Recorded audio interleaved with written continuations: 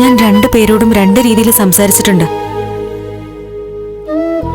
ബലരാമൻ അങ്കിളിനോട് തനുജയെ മകളായി കാണുന്ന കാര്യങ്ങളൊക്കെ പറഞ്ഞു. മീര ജീവിതത്തിൽ നിന്ന് പോയപ്പോ സ്വന്തം ചോരയിൽ പിറന്ന മറ്റൊരു മകൾ കടന്നു വന്നതുപോലെ കരുതണമെന്ന് പറഞ്ഞു. ചന്ദ്രമതി ആന്റിക്ക് ബാക്കി കാര്യങ്ങളൊന്നും അറിയില്ല. പക്ഷേ തനുജയുടെ അവസ്ഥയിൽ അവളോടൊരു സഹതാപമുണ്ട്.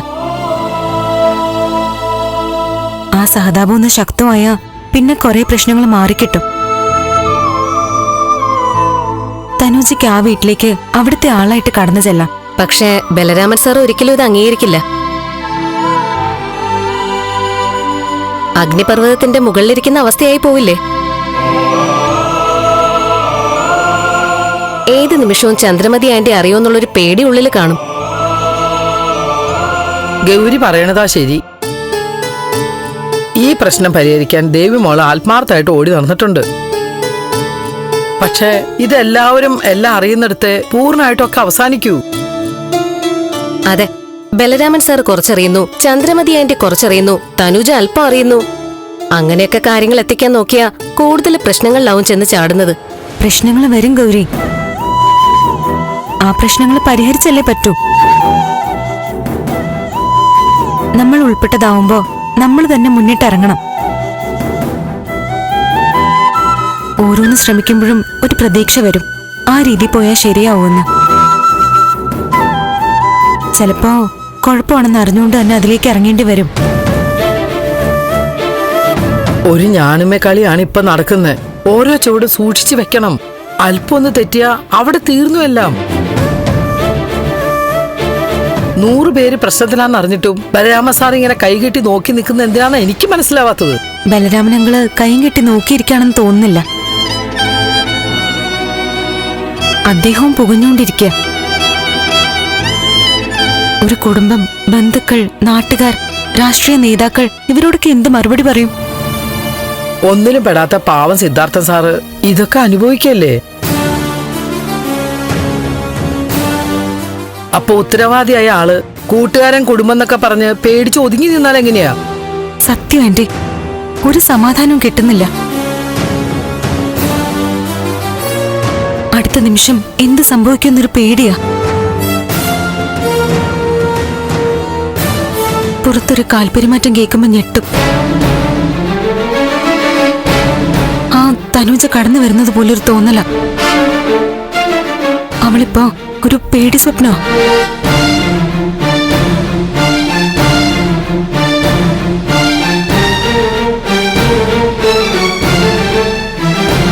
ഞാനങ്ങ് ചെല്ലട്ടെ, ഇനിയും താമസിച്ചാൽ ശരിയാവില്ല. ശരി മോളെ.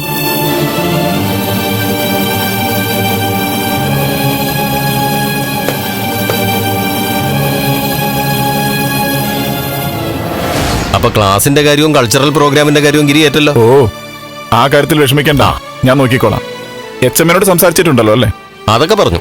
എച്ച്എം ഗിരിയോട് സംസാരിക്കാൻ പറഞ്ഞു. ചായ? ഓ, ഇനി സന്തോഷത്തോടെ കുടിക്കാല്ലോ.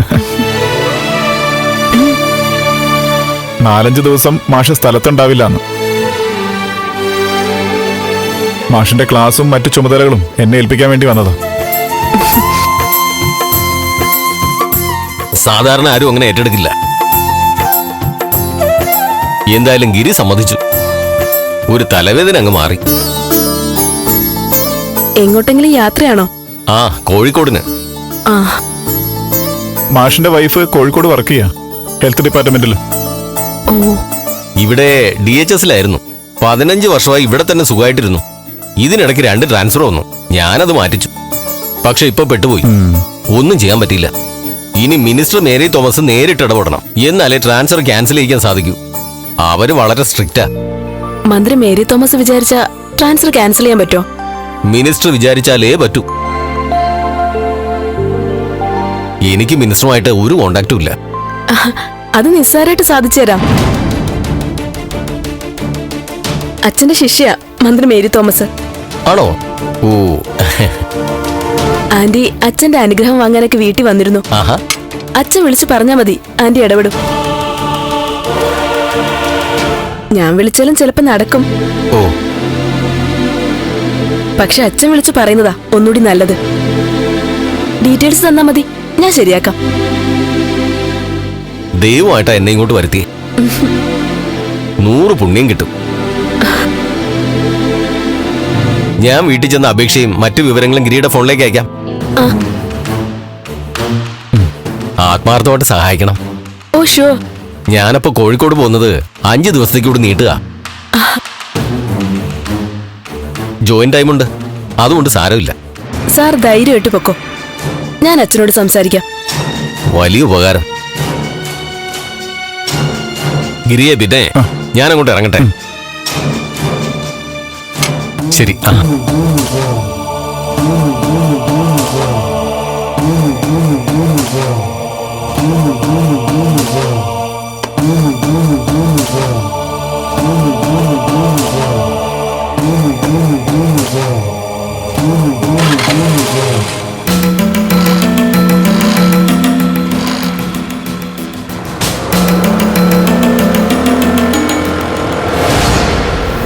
പുള്ളിക്ക് നല്ല സന്തോഷായല്ലേ? താഴെ കാര്യം ചെയ്യ്. ഒരു ബോർഡും വെച്ച് റോഡിലേക്ക് ഇറങ്ങി നിൽക്ക്. സഹായിച്ചു കൊടുക്കപ്പെടും, സന്തോഷിപ്പിച്ചു കൊടുക്കപ്പെടും, ഉത്തരവാദിത്തത്തോടെ ട്രാൻസ്ഫറും മറ്റും ക്യാൻസൽ ചെയ്ത് കൊടുക്കപ്പെടും എന്നൊക്കെ പറഞ്ഞിട്ട് ചെന്ന് നിൽക്ക്. എന്താ ഗിരി? എന്താ ഗിരിയെന്നോ? എന്ത് കരുതിയിട്ടാ അയാളുടെ ഭാര്യയ്ക്ക് ട്രാൻസ്ഫർ ക്യാൻസൽ ചെയ്ത് കൊടുക്കാന്ന് രജനി ഏറ്റത്? അല്ല, മിനിസ്റ്റർ നമുക്ക് വേണ്ടപ്പെട്ട ആളല്ലേ? മിനിസ്റ്റർ നമ്മുടെ മാത്രമല്ല, കേരളത്തിൽ അത്രയും ജനങ്ങൾക്ക് ഒരുപോലെ വേണ്ടപ്പെട്ട ആളാ. ഒരു ദിവസം വീട്ടിൽ വന്നൊന്നും സിദ്ധാർത്ഥൻ സാറിന്റെ അനുഗ്രഹം വാങ്ങിയെന്നൊക്കെ വെച്ച് മന്ത്രി നമുക്ക് വേണ്ടി മാത്രമുള്ള ആളാവോ?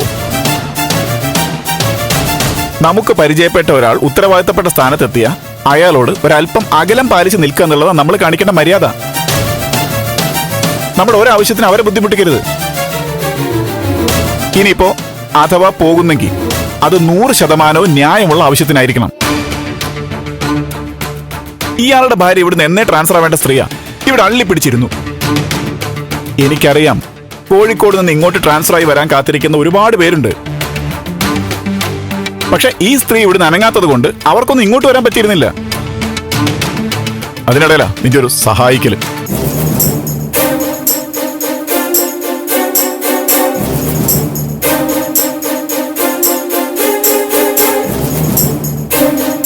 പിന്നെ അല്ല, നീ മിനിസ്റ്റർ എന്തിനാ ആന്റി എന്ന് പരാമർശിച്ചത്? ആന്റി എന്ന് വിളിക്കാനൊക്കെ സ്വാതന്ത്ര്യം ഉണ്ടാവുമായിരിക്കും, പക്ഷേ അത് അവരോട് മാത്രമേ ആകാവൂ. പൊതുസ്ഥലത്ത് വെച്ച് നമ്മുടെ ബന്ധം നാട്ടുകാരെ അറിയിക്കാൻ വേണ്ടി ആന്റി എന്നും ചേച്ചി എന്നൊന്നും പറയരുത്. മിനിസ്റ്റർ എന്നോ മന്ത്രി എന്നോ മാഡം എന്നൊക്കെ വേണം പറയാൻ. ഞാനിപ്പോ നിന്റെ അച്ഛനെ സാർ എന്ന് വിളിക്കുന്നതിൽ ആക്ഷേപമുള്ള ഒരുപാട് വിഡ്ഢികളുണ്ട്, അതെനിക്കറിയാം. അച്ഛാന്നോ അമ്മാവാന്നൊക്കെ വിളിക്കാൻ പറയുന്നവരുണ്ടാവാം. പക്ഷേ സിദ്ധാർത്ഥൻ സാറിനെ രജനിയുടെ അച്ഛനായിട്ട് മാത്രമല്ല ഞാൻ കാണുന്നത്. ഒരാരാധ്യനായ സാമൂഹ്യ പ്രവർത്തകനായിട്ടാ ഞാൻ അദ്ദേഹത്തെ കാണുന്നത്. അതാ എന്റെ മനസ്സിൽ അദ്ദേഹത്തിനുള്ള സ്ഥാനം. ഗിരി, ഞാനിപ്പോ നീ ഇപ്പൊ 2 പേരുടെ മുന്നിലാണ് മുഷിയാൻ പോകുന്നത്. മന്ത്രി ട്രാൻസ്ഫർ റെക്കോർഡ് പരിശോധിക്കുമ്പോൾ ഈ ട്രാൻസ്ഫർ ക്യാൻസൽ ചെയ്യാൻ പാടില്ലാത്തതാണെന്ന് മനസ്സിലാവും. അവരാ വിവരം വിളിച്ച് പറയും. അവരുടെ മുന്നിൽ നിനക്കൊരല്പം മോശം ഇമേജ് ആയിരിക്കും ഉണ്ടാവുക. നിന്റെ വാക്ക് വിശ്വസിച്ച് ഇപ്പൊ ഇവിടുന്ന് ഇറങ്ങിപ്പോയ ഹർഷൻ സാറിനും ദേഷ്യമായിരിക്കും. ഈ വെളുക്കാൻ തേച്ചത് പാണ്ടായെന്നൊക്കെ പറയില്ലേ, അതാ ഇപ്പൊ ഇവിടെ സംഭവിക്കാൻ പോകുന്നത്. ഗിരി, ആ വന്ന സാറ് ഗിരിയുടെ സഹപ്രവർത്തകനല്ലേ? അദ്ദേഹത്തെ സഹായിക്കുമ്പോ ഗിരിക്ക് സന്തോഷാവുമല്ലോ, ഗിരിക്ക് സ്കൂളിലൊരു വില ആകുമല്ലോ എന്നൊക്കെ കരുതിയിട്ടാ ഞാനൊരു ആവേശത്തിൽ അങ്ങനെ പറഞ്ഞത്. ഞാൻ ചെയ്യുന്ന പ്രവൃത്തിയിൽ നിന്നാ രജനി എനിക്ക് വില കിട്ടേണ്ടത്. ഇതിപ്പോ വില കൊടുത്ത് വാങ്ങുന്നത് പോലെ ആയല്ലോ. സോറി ഗിരി. ഓക്കെ, പോട്ടെ, കഴിഞ്ഞത് കഴിഞ്ഞു. ഇനി ആവർത്തിക്കരുത്. നീ എനിക്ക് വേണ്ടിയായി ട്രാൻസ്ഫർ കാര്യമൊക്കെ ഏറ്റെന്ന് എനിക്കറിയാം. എന്നോടുള്ള സ്നേഹത്തിൽ എനിക്ക് സന്തോഷമുണ്ട്. പക്ഷേ ഒരു കാര്യം നമ്മൾ ശ്രദ്ധിക്കണം, ബന്ധങ്ങൾ ഒരിക്കലും മുതലെടുക്കാൻ വേണ്ടി ആവരുത്. നമ്മുടെ കൂട്ടുകാരൻ മന്ത്രിയായ കൂട്ടുകാരന്റെ ആ നേട്ടത്തിൽ സന്തോഷിക്കുക, അല്ലാതെ അയാളെ കൊണ്ട് ഇനി നമുക്ക് എന്തൊക്കെ നേട്ടം ഉണ്ടാവുമെന്ന് മാത്രം ചിന്തിക്കരുത്. ഓക്കെ?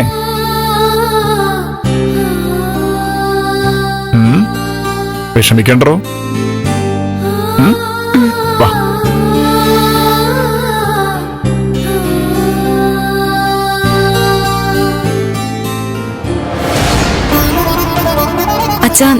താൻ അവിടെ പോയത്? വേണ്ട, വിശദീകരണമൊന്നും വേണ്ട. പലവട്ടം ഞാൻ മുന്നറിയിപ്പ് വന്നതാ. ഈ വിഷയത്തിൽ എന്തും എന്റെ അനുവാദം വാങ്ങിയേ ചെയ്യാവുന്നു. അന്ന് ബലരാമനെ ഡൽഹിയിൽ വിളിച്ചപ്പോ ശക്തമായ താക്കീത് തന്നതാ ഞാൻ. എന്നെ അനുസരിക്കേണ്ടെന്ന് വെച്ചിട്ടാണോ, അതോ കുഴപ്പങ്ങൾ ഉണ്ടാക്കാൻ വേണ്ടിട്ടാണോ? അയ്യോ അച്ഛാ, ഇങ്ങനൊന്നും പറയല്ലേ.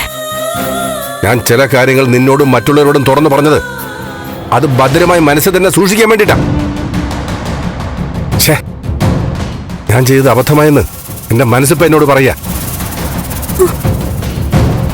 നിങ്ങൾ എത്ര ഭീഷണിപ്പെടുത്തിയാലും കരഞ്ഞാലൊന്നും ഞാൻ പറയാൻ പാടില്ലായിരുന്നു. അച്ഛാ പ്ലീസ്, ഞാൻ ഒരിക്കലും ആരോടൊന്നും പറയില്ല. ഞാൻ പറഞ്ഞ് ആരും ഒന്നും അറിയത്തുമില്ല. ചന്ദ്രമതി ആന്റി അന്ന് ഇവിടെ വന്നപ്പോ തനൂജയെ കുറിച്ച് അനുകൂലമായിട്ട് സംസാരിച്ചു. അതൊക്കെ വെച്ചിട്ട് ആന്റി അങ്കിളിനെയും ഒന്ന് കണ്ട് സംസാരിക്കാൻ പോയതാ.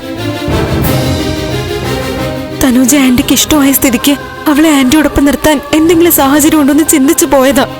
ഓ, അത് ശരി. കാര്യങ്ങൾ അത്രത്തോളം നീ കൊണ്ടുപോയി. ഇതെന്റെ ലാസ്റ്റ് വാർണിംഗാ. ഈ കാര്യത്തിൽ ഇനി ഇതുപോലെ വിഡ്ഢിത്തരങ്ങൾ ആവർത്തിക്കരുത്. അച്ഛാ, ഞാൻ നിന്റെ ഉദ്ദേശശുദ്ധി മനസ്സിലാക്കാം. പക്ഷേ കാര്യങ്ങൾ നീ വിചാരിക്കും പോലെയൊന്നും അല്ല, അതെനിക്ക് ഉറപ്പുണ്ട്. മോളെ, നിന്നോട് എനിക്ക് സ്നേഹവും വാത്സല്യവും ഒക്കെ തന്നെയാ. അതുകൊണ്ടാണ് ഞാൻ ഈ പറയുന്നത്. വേണ്ട മോളെ, ഇത് ഞാൻ നോക്കിക്കോളാം. അല്ലെങ്കിൽ ഇത് നിങ്ങളുടെ കുടുംബ ബന്ധത്തെ ബാധിക്കും. നീയും നന്ദനും നിങ്ങളുടെ കാര്യങ്ങൾ ശ്രദ്ധിക്കുക. ഇതെനിക്ക് വിട്ടേരെ. ബലരാമന്റെ മാനസികാവസ്ഥ എന്താണെന്ന് എനിക്കോ നിനക്കോ ഊഹിച്ചെടുക്കാൻ പറ്റില്ല. വീണ്ടും വിചാരമില്ലാതെ അയാൾ എന്തെങ്കിലും ചെയ്താൽ അത് നമ്മളെ ബാധിക്കും.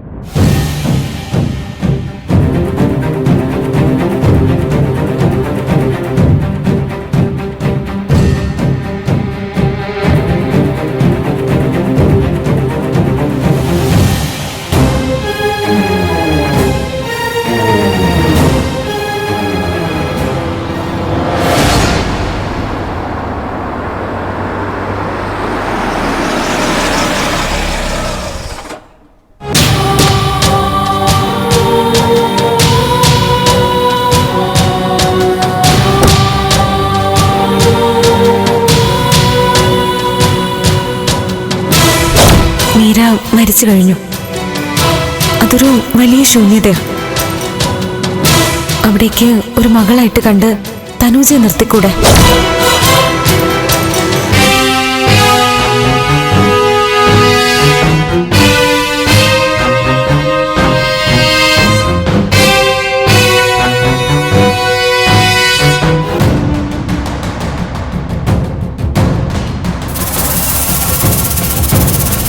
ആന്റിയോട് എന്ത് പറയും, എങ്ങനെ പറയുമെന്നൊക്കെ അങ്കിളിന് തീരുമാനമോ?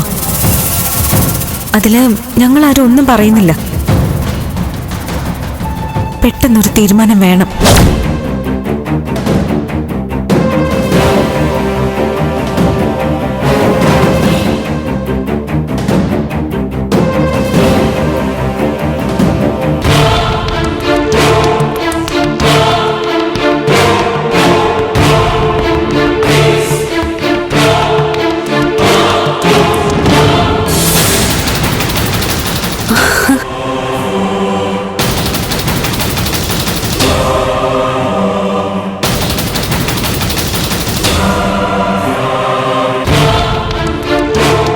സർ,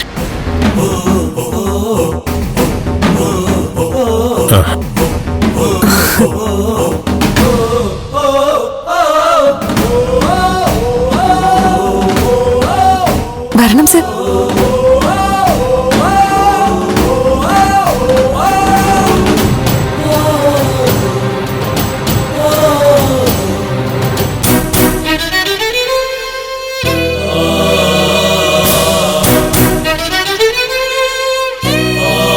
എന്താ സർ?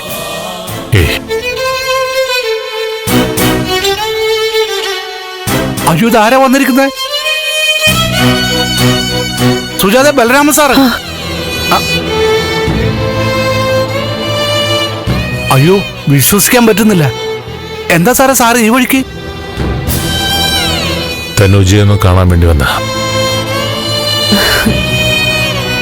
അയ്യോ എന്താ സാറേ, ഇനി ഇവളുടെ ഭാഗത്തുനിന്ന് എന്തെങ്കിലും? ഏയ് അങ്ങനെയൊന്നുമില്ല. ഞാൻ ഇന്നലെ 2 ആൾക്കാരെ കുറിച്ച് പറഞ്ഞില്ലേ, ഞാൻ ജീവിതത്തിൽ പരിചയപ്പെട്ട 2 നല്ല ആൾക്കാര്. അത് ഈ ബലരാമൻ സാറും ഭാര്യയുമായിരുന്നു. ദൈവമായിട്ടാ ഇന്നലെ എന്നെ ചന്ദ്രോത്ത് വീട്ടിലെത്തിച്ചത്. സാറിനെയും മാഡത്തെയും പരിചയപ്പെടാൻ വേണ്ടി വിധി ഒരുക്കിയതായിരിക്കും. തനുജ പറയുന്നത് സത്യമാ സാറേ. ആദ്യമായിട്ടാ ഇവിടെ ആരെങ്കിലും കുറിച്ച് നല്ല വാക്ക് പറയുന്നത്. ഇന്നലെ നല്ല സന്തോഷത്തിലുമായിരുന്നു. സ്വഭാവത്തിൽ നല്ല മാറ്റം ഉണ്ടായിരുന്നു.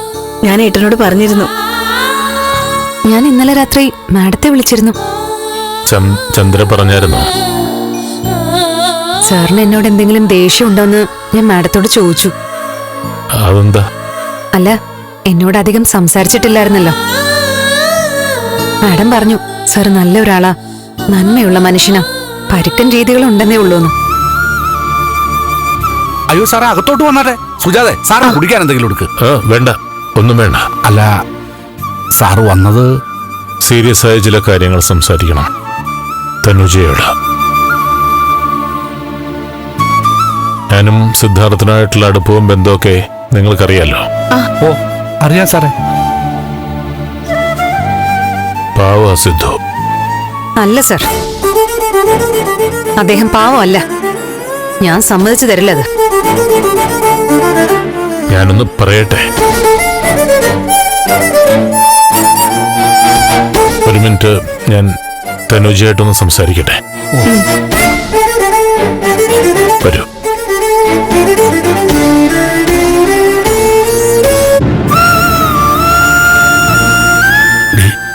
നീ ആ സാറിനോട് കുറച്ച് മര്യാദയായിട്ട് സംസാരിക്കണം. ഒച്ചപ്പാടും ബഹളമൊന്നും അദ്ദേഹത്തിനോട് പാടില്ല.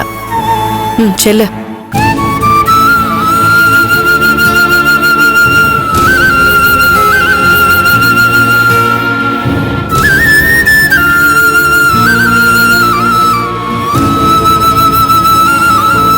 എന്താ സർ പറയണം? പണത്തിന് വേണ്ടിയാണ് തനുജ സിദ്ധാർത്ഥനെ ബുദ്ധിമുട്ടിക്കുന്നതെങ്കിൽ ആ പണം ഞാൻ തരാം. എനിക്ക് അച്ഛനെ ആവശ്യം, ഒരു സ്പോൺസറിനെ അല്ല. തൽക്കാലം എനിക്ക് അങ്ങനെ ഒരു സഹായം വേണ്ട സർ. ഞാൻ സ്പോൺസറായിട്ടല്ല നിൽക്കുന്നേ, പ്രശ്നങ്ങൾ പരിഹരിക്കാൻ ശ്രമിക്കുന്ന ആളായിട്ടാ. എങ്കിൽ എന്റെ അച്ഛനോട് എന്നെ മകളായിട്ട് അംഗീകരിക്കാൻ പറ. എന്റെ അമ്മ ആരാണെന്ന് വെളിപ്പെടുത്താൻ പറ. അതോടെ പ്രശ്നങ്ങളെല്ലാം തീരുമല്ലോ സർ. സാറിന്റെ അടുത്ത സുഹൃത്ത് സിദ്ധാർത്ഥൻ ചന്ദ്രോത്ത്, അതെനിക്കറിയാം. ഒരു സുഹൃത്ത് തെറ്റ് ചെയ്താ അത് തിരുത്താൻ ശ്രമിക്കുകയല്ലേ വേണ്ടത്. മൂടി വെക്കാൻ സഹായിക്കുകയല്ല ഒരു നല്ല സുഹൃത്ത് ചെയ്യേണ്ടത്. മുൻപ് പണത്തിന് വേണ്ടി തന്നെയാ അദ്ദേഹത്തിന്റെ പുറകിൽ ഞാൻ നടന്നത്. പക്ഷെ ഇപ്പൊ എനിക്ക് വാശിയാ. അദ്ദേഹത്തെ കൊണ്ട് എന്റെ അച്ഛനാണെന്ന് പറയിപ്പിക്കണം. മനുഷ്യൻ ഇത്രയ്ക്ക് ഭീരുവാകാമോ സർ? ഏതോ സ്ത്രീയെ പ്രേമിച്ച് പിഴപ്പിച്ചു, പ്രലോഭനങ്ങൾ കൊടുത്ത് വഞ്ചിച്ചു. കുഞ്ഞായാൽ ഏറ്റെടുക്കാനുള്ള ചങ്കൂറ്റം വേണം. വലിയ നേതാവ്, ഭീരുവാണ് അയാള്. ഒരു കുഞ്ഞിന് ജന്മം നൽകിയിട്ട് ഒളിച്ചിരിക്കുന്ന ഭീരു.